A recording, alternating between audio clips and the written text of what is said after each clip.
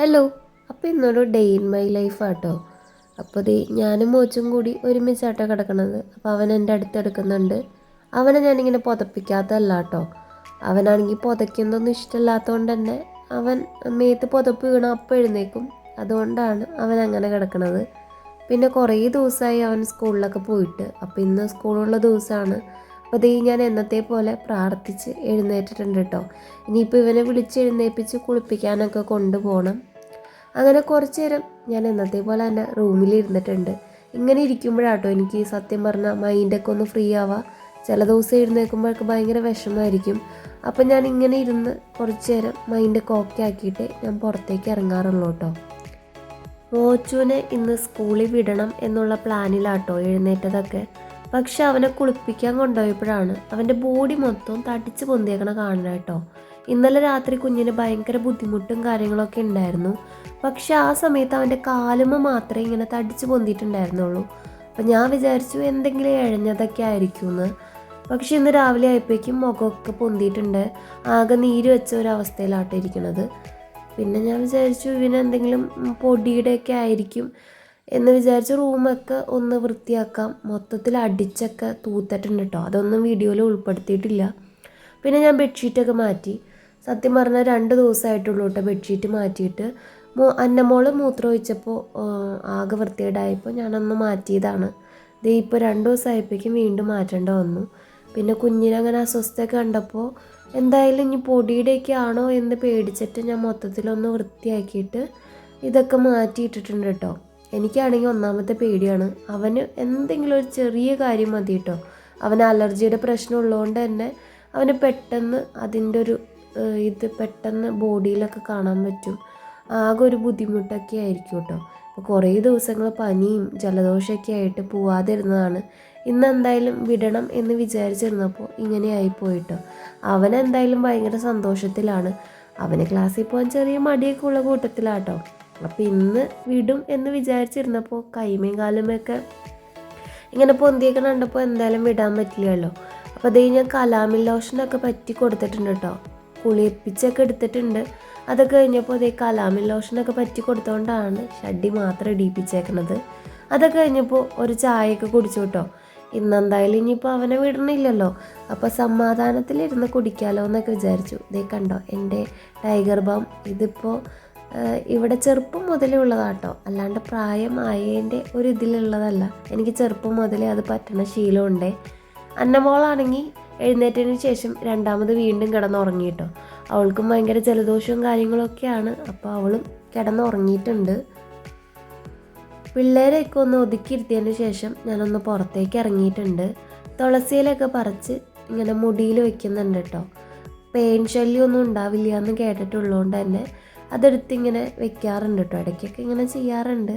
അങ്ങനെ കുറച്ച് നേരം നടന്നതിന് ശേഷം ഫുഡ് കഴിക്കാമെന്ന് വിചാരിച്ചു. അങ്ങനെ ഫുഡ് കഴിക്കാൻ വന്നിട്ടുണ്ട്. ഇന്ന് അപ്പം ഗ്രീൻ പീസ് കറിയായിരുന്നു. പക്ഷേ എന്നത്തെ അത്ര ടേസ്റ്റ് ഒന്നും ഉണ്ടായിരുന്നില്ല കേട്ടോ. അമ്മയ്ക്ക് വയ്യാത്തതുകൊണ്ടൊക്കെ ആയിരിക്കാം എനിക്ക് ഇഷ്ടമായില്ല. അപ്പം ഞാൻ അതിൻ്റെ കറി മാറ്റി വെച്ചിട്ട് പഞ്ചസാര ഇട്ടാട്ടോ കഴിക്കണത്. അപ്പോൾ അത് ഞാൻ വീഡിയോയിൽ എടുത്തിട്ടില്ല. മോച്ചുവിന് കൊടുത്തപ്പോൾ അവന് ഇഷ്ടമായിട്ടുണ്ടായിരുന്നില്ല. അപ്പം ഞാൻ പഞ്ചസാര ഇട്ട് കഴിച്ചപ്പോൾ കുഴപ്പമുണ്ടായിരുന്നില്ല കേട്ടോ. ഇപ്പോൾ സമയം ഒരു 12:45 ആയിട്ടുണ്ട് കേട്ടോ. ഈ സമയത്ത് ഞാൻ ഇവിടെ ഇരുന്ന് ഫുൾ വൃത്തിയാക്കി. ഇവിടെയൊക്കെ ഫുൾ അലമ്പായിട്ട് കിടക്കായിരുന്നു. ആകെയൊക്കെ ഒന്ന് വൃത്തിയാക്കി ഒന്ന് മെനയാക്കി എടുത്തിട്ടുണ്ട് കേട്ടോ. അപ്പോൾ വായിക്കാമെന്ന് വിചാരിച്ചിരുന്നു.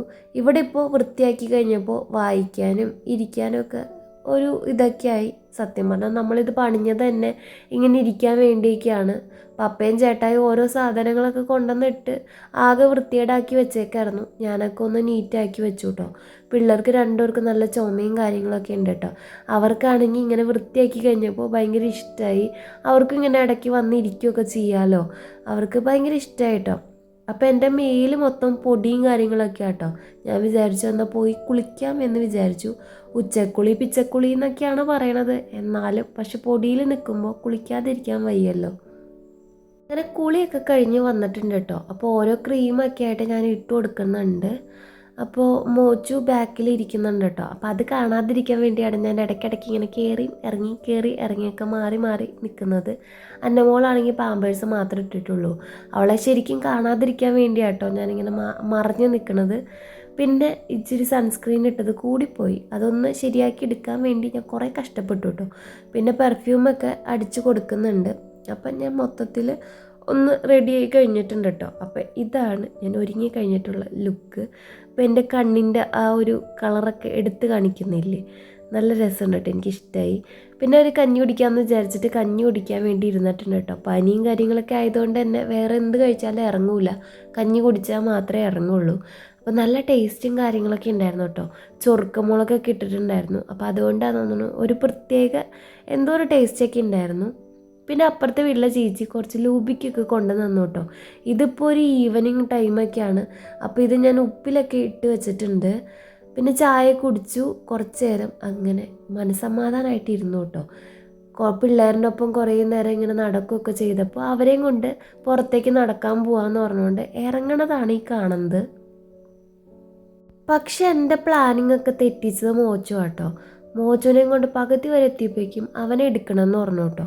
പിന്നെ ഞാൻ അവനെ തിരിച്ച് വീട്ടിൽ കൊണ്ടുവന്നാക്കിയിട്ട് അന്നമോളെയും കൂട്ടി നടക്കാൻ ഇറങ്ങി. അതിൻ്റെ കരച്ചിൽ എനിക്ക് ഇവിടം വരെ കേൾക്കായിരുന്നു കേട്ടോ. അവൻ വാശി പിടിച്ച് കരയുന്നുണ്ടായിരുന്നു. ഒന്നാമത്തെ അവനെയും കൊണ്ട് വന്നാൽ അവന് നല്ല ചുമയാണ്. അപ്പോൾ ഈ മഞ്ഞൊക്കെ കൊള്ളുമ്പോൾ അവനൊന്നും കൂടി ചുമയൊക്കെ ആവുമല്ലോ. ഇത് സത്യം പറഞ്ഞ ഒരു 5:45 6 മണിയൊക്കെ ആയ ടൈമാട്ടോ.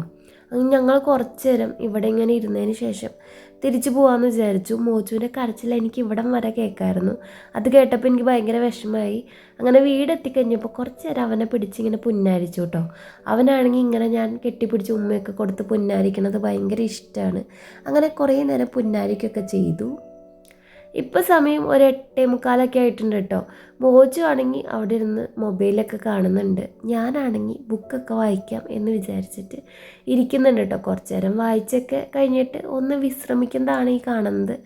അപ്പോൾ ഇതിൻ്റെ ഇടയ്ക്ക് ഫുഡൊക്കെ കഴിച്ചിട്ടുണ്ട്. അതൊന്നും എനിക്ക് വീഡിയോയിൽ എടുക്കാൻ പറ്റിയിട്ടില്ല കേട്ടോ.